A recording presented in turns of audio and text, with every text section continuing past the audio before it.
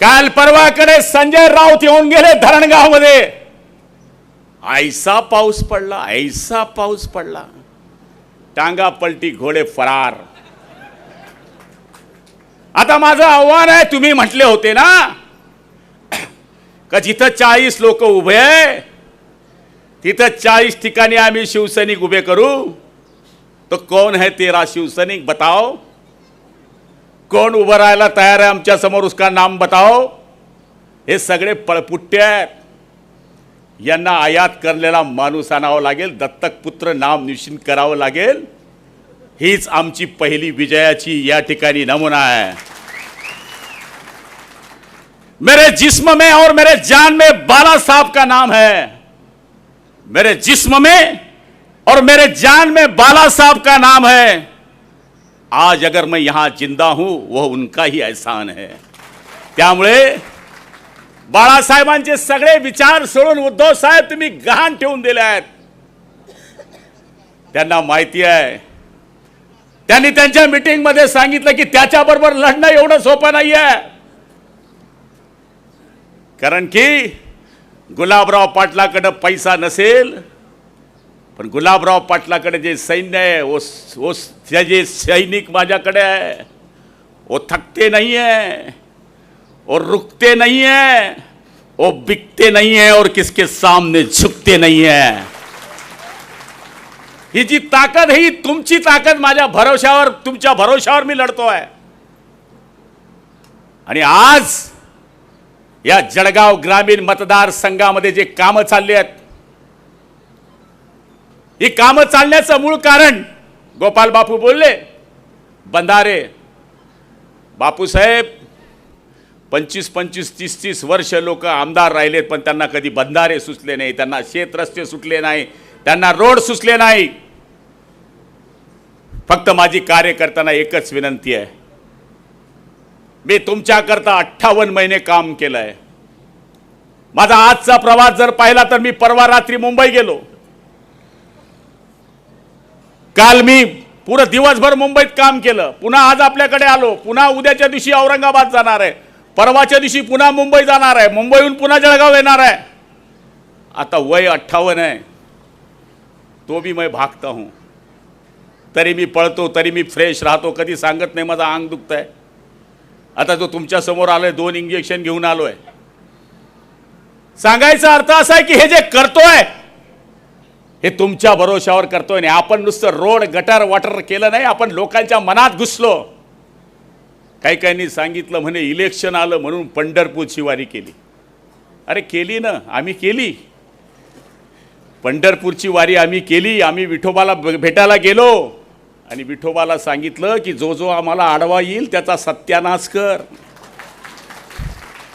आजपर्यंत या जळगाव जिल्ह्यामध्ये कोणी जी वारी केली नाही ती आमच्या पक्षाच्या लोकांनी केली. आम्ही सायकली वाटल्या, त्याच्यावर टीका झाली. आम्ही मुलींना सायकली वाटल्या, त्याच्यावर टीका झाली. आजपर्यंत तुम्हाला सुचलं नाही का? बरं बा, आम्हाला लेट सुचलं, पण आम्ही 3-3.5 हजार लोकांना मुंबईमध्ये जाऊन त्यांच्या डोळ्याचे ऑपरेशन करून घरी आणतोय. हे काय साधं काम आहे? त्याच्यामध्ये गुलाबराव पाटलाची कॉलर टाईट नाही होत एकट्याची, तिथला जो कार्यकर्ता होत असतो ना त्याची पण कॉलर टाईट होते भैया. तो पण सांगतो की हे आम्ही केलं. काही काही गावामध्ये लाखो कामं केली आहेत आपण, लाखो रुपयाची कामं केलीत, पण आम्ही प्रचार आणि प्रसारमध्ये कमी आहे. आता काही काही लोक आमच्या लोकांना बोलवतात गणपतीच्या पावतीला. आता गणपती काही एका पक्षाचा थोडी असतो, गणपती बाप्पा सगळ्या पक्षाचा आहे. पावती फाडायला गेली की त्यांच्या गळ्यामध्ये फटके घालतात, यांचा आमच्या पक्षामध्ये प्रवेश. तर आमच्या बावरखेड्याच्या पोरांना असंच फसवलं. दुसऱ्या दिवशी ते पोरं आले म्हणे भाऊ असं असं झालं, त्यांनी असं असं केलं म्हणून आम्ही असं असं करतो. दुसऱ्या दिवशी ते आजा मेरे गाडी में बैठ जा, पुन्हा आपल्याकडे आले. म्हणजे अशा पद्धतीनं जे लोकांमध्ये फैलवलं जात आहे. लोक म्हणले लोकसभेमध्ये मुस्लिम बांधवांनी तुम्हाला मतं दिली नाही, विधानसभेचं काय? मी चॅलेंज देतो तुम्हाला, माझा विश्वास आहे गुलाबराव पाटील म्हणून 50% वरती मुस्लिमांची मतं गुलाबराव पाटलाला मिळतील याचा विश्वास माझ्या मनामध्ये आहे.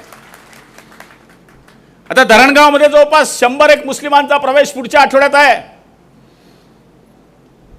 आणि ही संख्या पाहिल्यावर एकही भाड्यानं माणूस आणलेला नाही.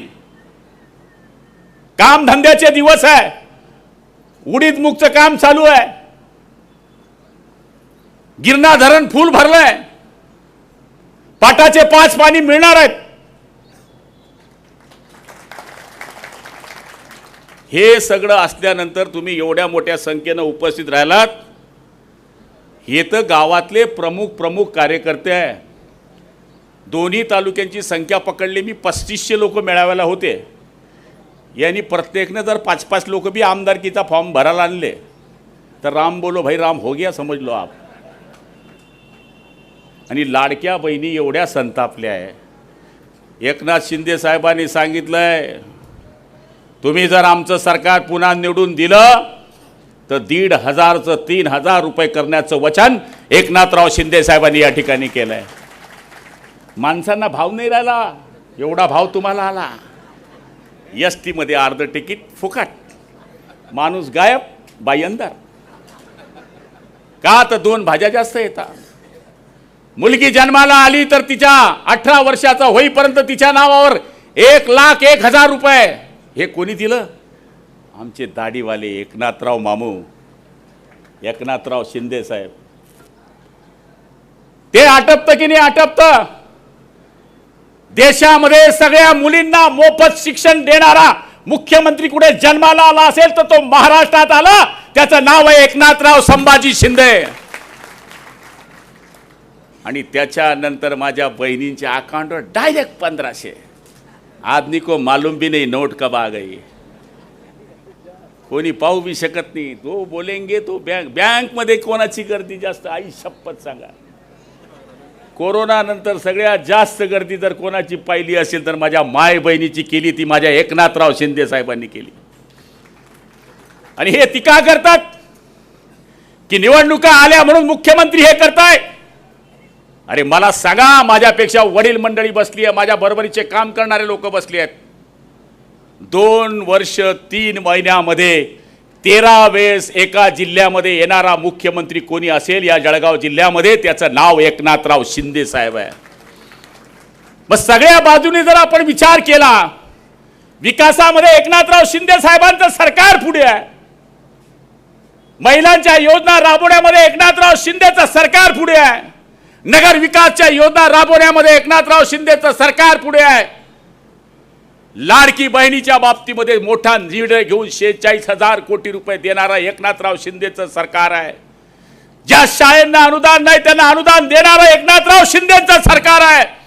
ज्या शेतकऱ्यांना विजेपासून त्रास होता त्यांचं वीज माफ करणारं सरकार एकनाथराव शिंदेचं सरकार आहे. 7.5च्या मोटरचं बिल माफ कायमस्वरूपी करणारं एकनाथराव शिंदे साहेबांचं सरकार आहे. आणि येत्या वर्षामध्ये प्रत्येक शेतकऱ्याच्या शेतामध्ये 10% पैसे भरा आणि सोलरची मोटर बसवणारा हा एकनाथराव शिंदे साहेबांचं सरकार आहे. मग अशा माणसांच्या मागं उभं राहायचं नाही तर कशांच्या मागं उभं राहायचं? आणि मी एकनाथराव शिंदेचा माणूस आहे. माझ्यावर टीका झाली, हा गद्दार आहे. अरे मी नंबर 33ला गेलो, तिर्री पे तिर्री गया मैं. माझ्या पहिले सगळे चालले गेले. मी तर उद्धव साहेबांकडे गेलो. उद्धव साहेबांना सांगितलं की साहेब,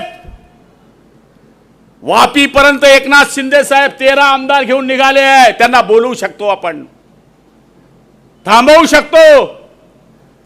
तेव्हा काही चमच्यांनी तिथं सांगितलं की काही गरज नाही, तुला जायचं असेल, तुम्हाला जायचं असेल जा. तेव्हा आम्ही आमची पेटी बांधली आणि हम भी निकल पड़े झाड़ी और डोंगर देखने के लिए.